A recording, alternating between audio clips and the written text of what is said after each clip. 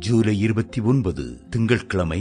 துணை நிற்கிறேன். உன் தேவனாயிருக்கிற கர்த்தராகிய நான் உன் வலது கையை பிடித்து பயப்படாதே, நான் உனக்கு துணை நிற்கிறேன் என்று சொல்கிறேன். ஏசாயா 41:13. நான் உனக்கு துணை நிற்கிறேன் என்று கர்த்தர் சொல்கிறார். உங்கள் விசுவாச கண்களால் இந்த காட்சியை உங்கள் உள்ளத்தில் தியானித்து பாருங்கள். வானத்தையும் பூமியையும் உண்டாக்கின சர்வ வல்லமையுள்ள தேவன் உங்களுக்கு மிக அருகில் வந்து உங்கள் கையை தன் அன்பின் கரங்களினால் பற்றிக்கொண்டு மிக அன்போடு கூட பயப்படாதே, நான் உனக்கு துணை நிற்கிறேன் என்று சொல்லுகிறார்.